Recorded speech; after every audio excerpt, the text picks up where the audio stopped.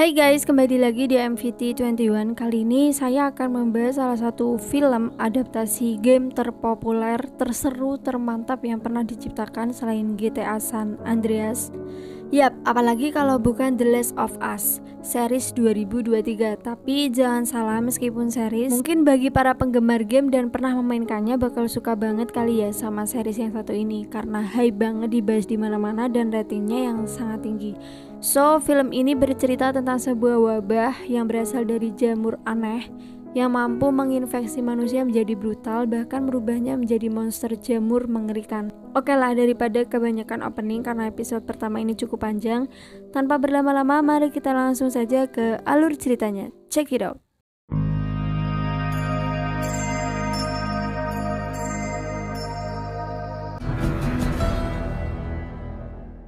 Film ini diawali dengan sebuah acara talk show terhadap seorang ilmuwan dan dokter pada tahun 1968, di mana acara ini sedang membahas penyakit-penyakit dan wabah yang pernah menjadi pandemik.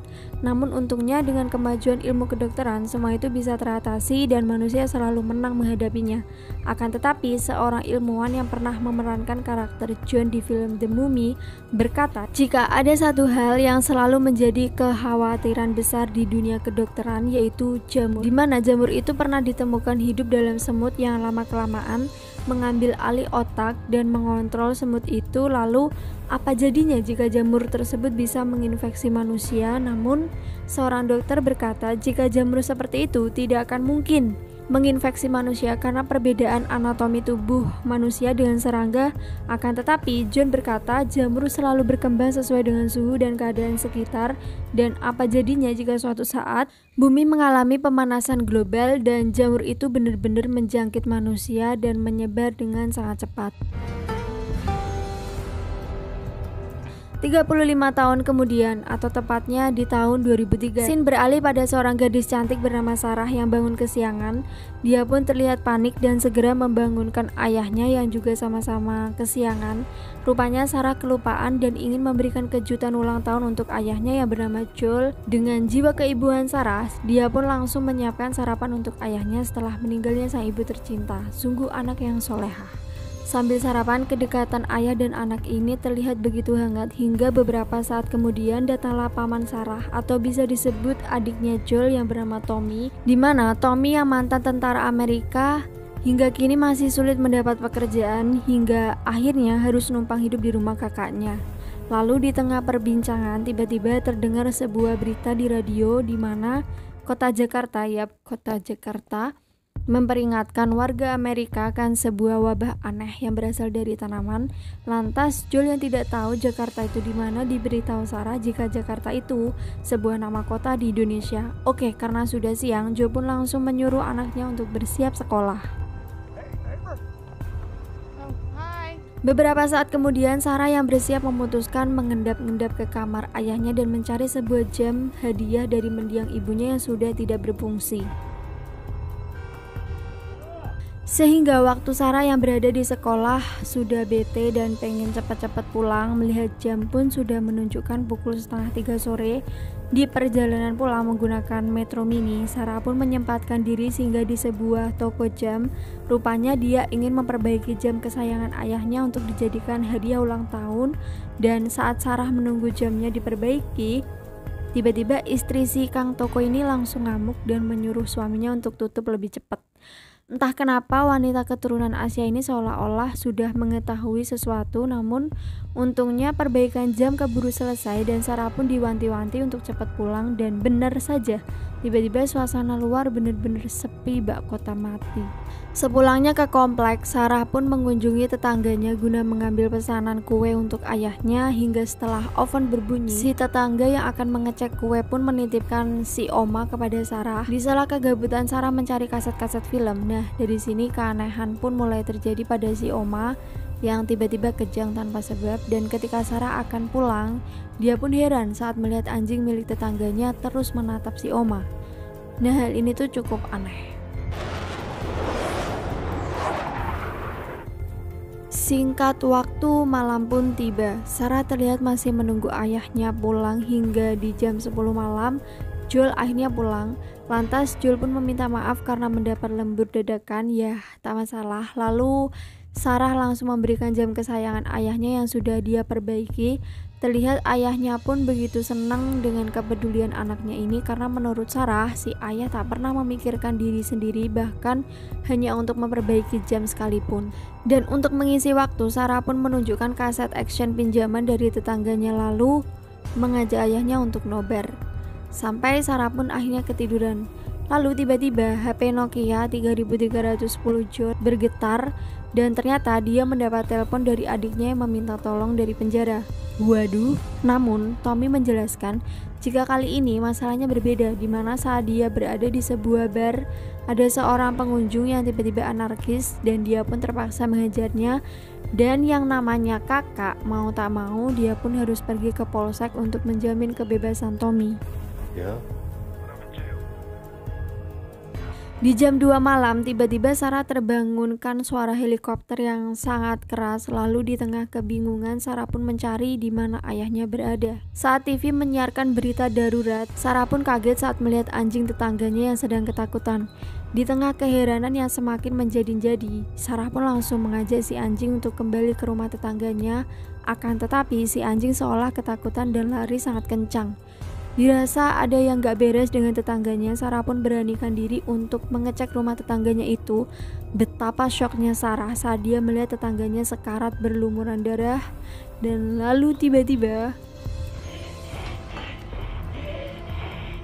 oh my god, ternyata si Oma sudah terinfeksi jamur dan sedang menyebarkan jamur itu kepada anaknya.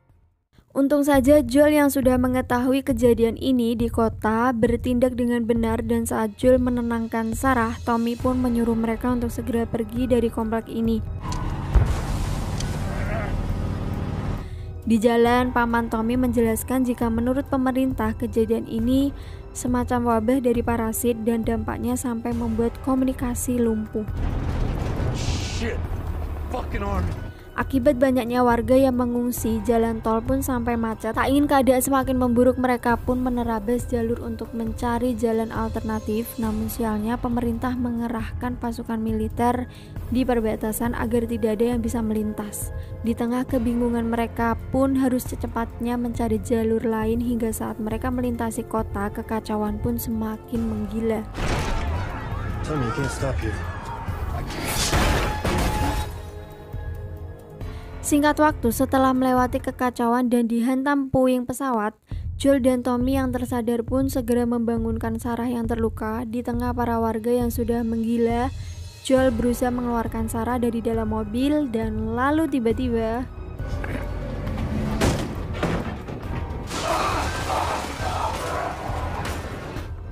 akibatnya Tommy dan Joel pun terpisah. Dia pun menyuruh Joel untuk mencari jalan lain walaupun harus menggendong putrinya yang terluka. Lalu di tengah kepanikan, tiba-tiba Joel syok parah saat melihat warga yang terinfeksi sedang menularkan jamur dari mulutnya. Untung saja sebuah tembakan menyelamatkan Joel dan ternyata itu adalah pihak militer yang sedang bertugas. Lantas tentara militer ini melaporkan ke pusat tentang Joel dan Sarah yang terluka. Namun anehnya, tentara ini seakan kaget saat mendengar perintah dari atasannya. Sungguh tanpa diduga, ternyata pihak militer tidak ingin ambil resiko dan memerintahkan siapa saja di kota ini untuk dihabisi. Lalu dengan berat hati, si tentara pun meminta maaf. Untung saja paman Tommy datang tepat pada waktunya. Namun betapa syoknya Joel saat menyadari Sarah terkena tembakan sangat parah. Sungguh malang sekali, Joel pun harus kehilangan putri tercinta satu-satunya. Sehingga cerita 20 tahun kemudian, atau tepatnya di tahun 2023, terlihat seorang bocil lucu sedang berjalan tak tentu arah, berharap menemukan sebuah tempat untuk berlindung. Oh my god, ternyata setelah 20 tahun berlalu, wabah itu semakin tidak terkendali dan memusnahkan peradaban manusia hingga 20 tahun. Setelah outbreaknya wabah itu, sekarang kita diperlihatkan keadaan kota yang benar-benar hancur bagaikan kota mati. Kemudian dilanjutkan dengan seorang bocil yang berjalan lunglai tak tentu arah Hingga di tengah keputusasaan, bocil ini pun akhirnya melihat sebuah benteng tinggi perlindungan di tengah-tengah kota mati. Setelah 20 tahun wabah aneh ini menyebar, akhirnya bocil malang ini diselamatkan kelompok pertahanan negara yang bernama Federa, di mana Federa merupakan nama pengganti pasukan militer yang sudah hancur akibat wabah. Lalu diperlihatkan poster penyebaran virus yang biasanya mulai menyebar dari leher ke badan sampai akhirnya menyebar ke bagian kaki si terjangkit. Kemudian bocil malang ini langsung dihampiri seorang wanita anggota Federa. Namun saat ditanya, si bocil yang masih shock ini tidak bisa berkata apa-apa. Dan untuk keamanan, salah satu anggota langsung melakukan pemeriksaan menggunakan alat pendeteksi. Oh, ternyata warnanya merah dan itu menandakan si bocil sudah terinfeksi.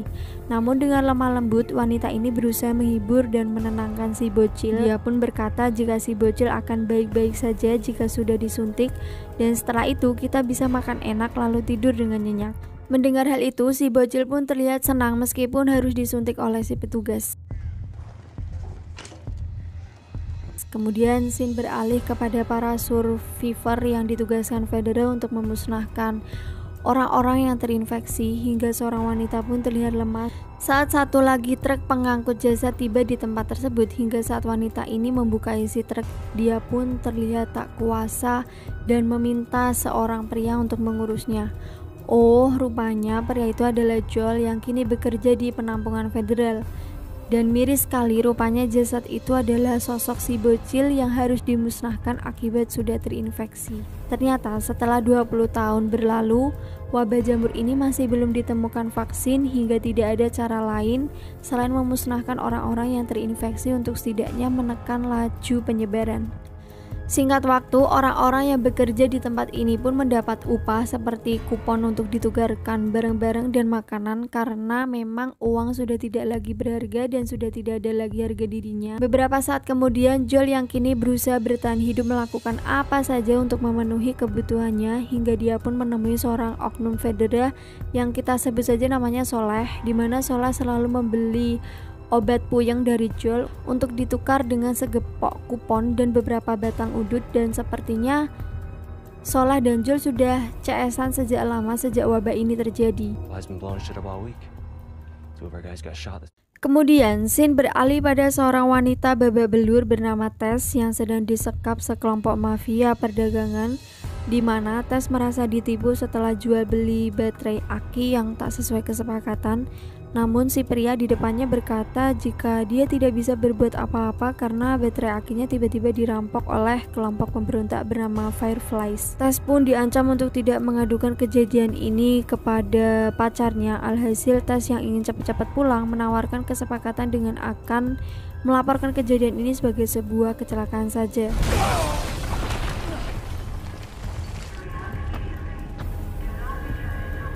Tiba-tiba saja distrik ini menjadi medan pertempuran antara Federa dan kelompok pemberontak Fireflies. Di tengah baku tembak, Tess yang kebingungan pun akhirnya menyerahkan diri kepada Federa. Kemudian scene beralih pada seorang bocil tomboy yang sedang disekap di markas Fireflies, hingga saat seorang petugas datang. Bocil yang mengaku bernama Veronica ini sudah muak karena setiap hari terus saja ditanyai dengan pertanyaan yang sama. Bocil ini pun mengancam akan melaporkan mereka kepada Federa jika mereka tidak mau membebaskannya. Kembali pada Joel yang menghampiri petugas komunikasi radio dengan sogokan beberapa udut batang. Joel pun terus menanyakan kabar dari adiknya, namun sayangnya si petugas radio berkata jika dia belum mendapat kabar dari Tommy dalam beberapa hari ini. Jelas saja Joel pun khawatir karena tidak biasanya Tommy seperti ini. Lantas Joel pun bertanya di mana tempat tower Tommy berada karena dia berencana akan menyusulnya. Sesampainya di rumah, Joel yang frustasi pun mulai mempersiapkan segala sesuatunya. Sambil meminum segelas air, Joel pun merencanakan jalur yang akan ia lalui untuk sampai di tempat adiknya. Dan bisa kita lihat jam pemberian Sarah masih selalu Joel pakai sampai saat ini. Hingga saat Joel benar-benar oleng akan trauma dari kehilangan anaknya 20 tahun lalu, masih selalu Joel rasakan sampai saat ini. Di malam harinya, Joel yang termenung tiba-tiba dihampiri seorang wanita yang langsung tidur di sampingnya. Kira-kira siapakah dia? Hingga di keesokan harinya, Joel yang baru bangun langsung dibuatkan kopi dan ternyata wanita itu adalah Tess yang kini menjadi pendamping hidup Joel. Kemudian Tess yang babak belur pun mengatakan jika transaksi baterai akinya gagal akibat si penjual yang tidak jujur. Mendengar hal itu jelas membuat Joel semakin frustasi karena rencananya untuk menyusul Tommy menjadi sangat sulit. Namun Tess berusaha menenangkan Joel karena dia tahu siapa yang kini memegang baterai aki itu. Dia pun mengajak Joel untuk pergi dan mendapatkan kembali baterai aki tersebut. Kembali ke markas Fireflies, terlihat sang pemimpin kelompok bernama Marlin sedang memberikan arahan kepada anak buahnya untuk lebih waspada karena Federa kini akan menyisir wilayah tersebut. Hingga seorang anggota yang penasaran pun menanyakan tentang seorang bocil yang disekap di sebuah ruangan dengan penjagaan ketat dan Marlin tak memberitahu mereka alasannya sama sekali. Mendengar pertanyaan anggota kepercayaannya, Marlin pun langsung menyuruh yang lain untuk keluar dan menjelaskan alasannya dengan sangat rahasia. Bisa kita lihat dia pun langsung terperangan saat melihat informasi tentang bocil itu. Lantas, Marlin menyuruh Kim untuk tetap diam. Kira-kira apa sih rahasia dari bocil itu? Dalam ancaman si bocil yang sok keras, Marlin pun berkata jika seharusnya kau berterima kasih karena Marlin lah yang melarang anggotanya untuk tidak menembak bocil ini. Mendengar Marlin yang ada benernya, akhirnya bocil ini pun sedikit tenang. Sambil membuka borgol si bocil, Marlin pun langsung menyapanya dengan nama Ellie. Mendengar Marlin mengetahui nama aslinya, jelas membuat Ellie kaget karena sejak bayi dia sudah tidak mempunyai orang tua alias yatim piatu. Dan sejak kecil pula Ellie hidup di dalam penampungan Federa. Lalu Ellie bertanya kenapa Marlin tidak membiarkannya pergi. Marlin pun menjawab karena Ellie mempunyai sesuatu yang berharga dan mampu mengubah dunia ini. Dan Marlin akan membawa Ellie ke suatu tempat yang sudah mereka persiapkan. Kembali lagi pada Joel dan Tess yang akan menyusup ke markas Stargate dengan petunjuk dari Tess. Mereka pun menggunakan jalur kereta bawah tanah untuk menyusup ke markas Stargate. Betapa kagetnya Tess saat menemukan seonggok jasad yang sudah sepenuhnya dimakan jamur. Mereka pun merasa jika orang ini sudah terinfeksi bertahun-tahun lamanya. Singkat waktu, akhirnya mereka sampai di depan pintu rahasia markas Stargate. Namun mereka pun heran saat melihat darah dari balik pintu dan saat pintu dibuka, ternyata si pria tadi dan kroco-kroconya sudah pada modar baku tembak dengan kelompok Fireflies. Rupanya pria tadi yang maruk akan kupon kembali bertindak licik dengan menjual aki butut kepada kelompok Fireflies hingga terjadi baku tembak. Oh, ternyata Joel dan Marlin sudah mengenal satu sama lain. Karena memang Joel sebenarnya sering berinteraksi dengan kelompok Fireflies. Dengan luka tembak di perut, Marlin pun menjelaskan keadaan kelompok ini yang sudah kacau. Bahkan kini dia tidak sanggup untuk mengantarkan Ellie. Lantas Marlin pun meminta Joel dan Tess untuk mengantarkan Ellie ke markas Fireflies yang lain. Ia pun menjanjikan imbalan besar yang akan diberikan kepada Joel di tempat itu. Setelah perundingan singkat, Tess pun akhirnya menerima tugas tersebut asalkan Fireflies mau memberikan apapun yang dia minta. Hingga setelah kesepakatan dibuat, Marlin pun meminta Ellie untuk mengikuti Joel. Lantas Marlin memohon kepada Joel untuk menjaga Ellie karena dia begitu berharga. Sesampainya di rumah, Joel pun menyuruh Ellie untuk beristirahat karena nanti malam mereka akan mulai pergi. Di malam harinya Joel pun terbangun dan dia mulai berbincang-bincang terkait siapa Ellie sebenarnya hingga dianggap sangat berharga oleh kelompok Fireflies. Namun sebelum Ellie menjawab, Tess yang datang langsung menyuruh mereka bersiap-siap dan segera pergi sekarang juga. Di tengah patroli malam yang sangat ketat, Joel dan yang lain menggunakan jalur sewa untuk keluar dari dalam benteng.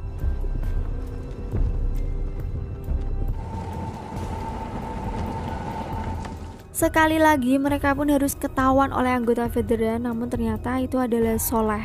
Mereka pun sedikit tenang karena si Soleh bisa dikasih kompromi. Tapi meskipun begitu, Soleh masih ingin melakukan protokol penanganan wabah dengan akan mengecek mereka satu persatu menggunakan alat. Dan anehnya Ellie terlihat sangat panik saat akan dites. Ellie yang tidak mau dites langsung menyucuk si Soleh. Jelas saja si Soleh langsung marah dan menyuruh Joel untuk menyerahkan Ellie. Akibat trauma masa lalu, Joel pun langsung merujuk si Soleh sampai tewas. Di tengah suasana yang mencekam, tiba-tiba oh, pantas saja Ellie panik karena sebenarnya Ellie sudah terinfeksi. namun dirinya mengaku kebal karena sudah terinfeksi 3 minggu yang lalu. Di tengah kondisi panik, Tess pun mengajak Joel untuk segera pergi sebelum Fedra berdatangan, dan episode pertama pun selesai. Wah, terungkap sudah ya kenapa Ellie begitu sangat berharga dan dijaga ketat oleh kelompok Fireflies. Karena ternyata Ellie kebal terhadap jamur parasit itu, dan karena Fireflies di distrik ini tidak sanggup mengantarkan Ellie, akhirnya mereka pun mengutus Joel untuk mengantarkan Ellie ke markas Fireflies yang lain, dan imbalan yang sangat besar. Joel yang merasa bantuan dari Fireflies sangat berguna untuk mencari adiknya, akhirnya dia pun dengan sangat senang hati mau mengantarkan Ellie. Lalu bagaimanakah kisah keseruan selanjutnya? Kita nantikan di episode kedua. Oke guys, sampai di sini dulu video kali ini. Semoga kalian suka, dan seperti biasa jangan lupa like, comment, subscribe, dan sampai jumpa di video menarik selanjutnya. Bye bye.